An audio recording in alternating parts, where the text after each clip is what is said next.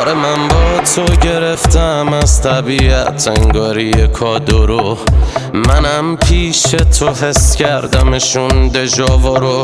منم درست خواستم از خدای جا تو رو، ولی با همه این حرفا بازم بذار برو. بذار تو حال خودم باشم برو. از من خسته اصلا فاصلتو کم نکنش. برو اعتنا نکن قلبمو بش زدن انگار هرچی جمع کردم و چش. بذار تو حال خودم باشم، حال ندارم خامت کنم تا شب.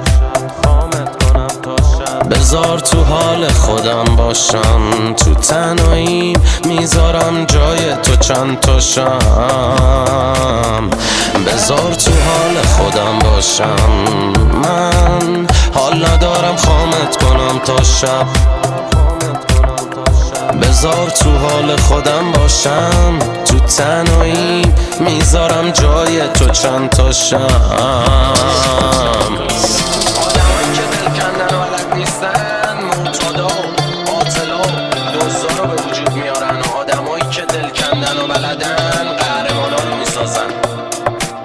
پس ببین دل کندن رو یاد بگیر. بذار تو حال خودم باشم، منو حل بده از بالای بالکن توی مغزت. تو بی خیال این اتاق من شو، برو رو کاناپه حال کن جون جده.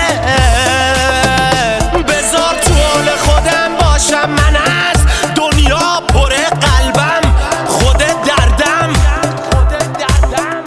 برو از من یه کمی دور شو که من تورم پرت کردم.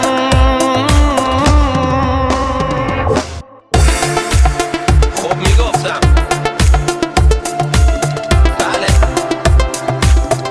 دل کندن از هر چیزی و هر کسی رو یاد بگیر، چون فقط اینجوریه که میتونی بخشنده باشی و تا بخشنده نباشی شبیه خدا نیستی. ببین تا از چیزی دل نکنی نمیتونی ببخشیش. دقت کن، تا از چیزی دل نکنی نمیتونی ببخشیش. بذار تو حال خودم باشم، حال ندارم خامت کنم تا شب. بذار تو حال خودم باشم، تو تنهاییم میذارم جای تو چند تا شم. بذار تو حال خودم باشم، من حال ندارم خامت کنم تا شب. بذار تو حال خودم باشم، تو تنهاییم میذارم جای تو چند تا شم. بذار